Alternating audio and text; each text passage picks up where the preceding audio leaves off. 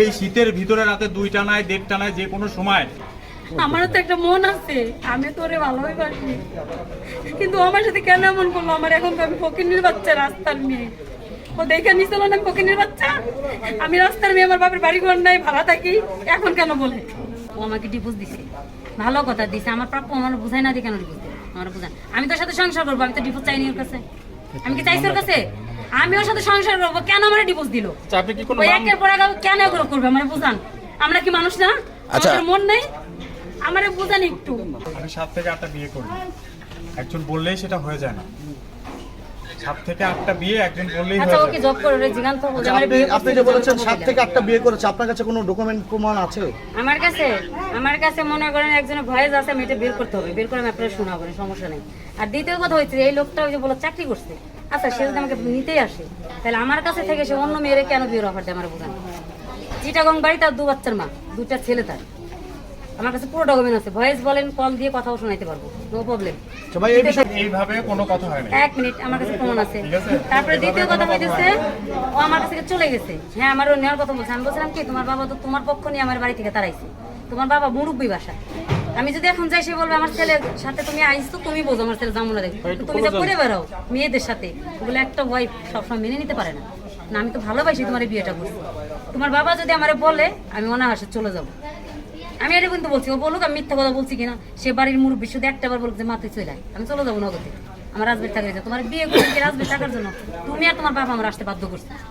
আপনাকে তো ডিভোর্স দিয়ে দিয়েছে, তারপরও তাকে মানে নিয়ে আসলেন কেন?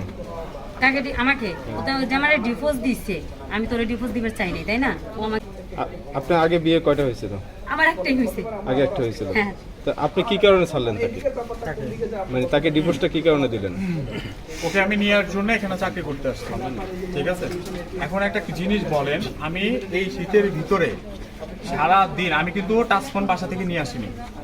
আমি যে ওর এখানে ছিলাম, আমি কিন্তু বাটন ফোন ইউজ করতাম, আমি কিন্তু টাচ ফোন নিয়ে আসিনি ওর বাসায়, কথা বুঝবেন।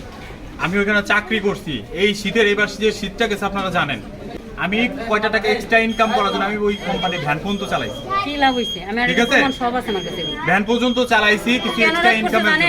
আমার রাজবাড়ি শহরে 3টা মেয়ের উপর শেষ করতে দেন। ঠিক আছে, তাহলে আমি সেটা এক্সট্রা ইনকামের জন্য একটু ক্লোজ অন আমি আপু। সেটা এক্সট্রা ইনকামের জন্য আমি সেটা করছি, ভ্যান পর্যন্ত চালাইছি। একটু সাইডে বুঝতে পারছেন? এখন আপনি বলেন যে আমি এখানে যাওয়ার পরে, এই এত রাত্রে যাওয়ার পরে যদি দেখি যে আমার বউ এখন অনেক অনলাইন সফটওয়্যার হয়েছে ইনকাম করার, এটা আপনারা ভালো করে জানেন কি কি সফটওয়্যার থাকতে পারে, কি করলে এখান থেকে টাকা ইনকাম আসে। প্রমাণ আছে, বুঝতে পারছি? আমার কাছে প্রমাণ আছে। আমি বলছি আমার কাছে প্রমাণ আছে। জানেন? কোনো বান্ধবী বলে লাভ নাই, কোনো বান্ধবী এখন বলতে, ও যখন বলছে আমার বলতে, কোনো বান্ধবী বলবে না গেঞ্জির এটা দেখায় আমার উপর এটা দেখাও, এটা কোনোদিন বলবে না কোনো বান্ধবী। আন্টি ব্যস্ত, এটা আমি ভিডিও নিজে করছি, আমার কাছে সেই ভিডিও আছে, কিন্তু সেই ভিডিও আমি এমন এক জায়গায় রেখে দিচ্ছি, সেটা আমার বাড়িতে রয়েছে মেমোরি। এখন ও জানে, ওরা জিজ্ঞেস করেন যে ও জানে কিনা, ও জানে কিনা।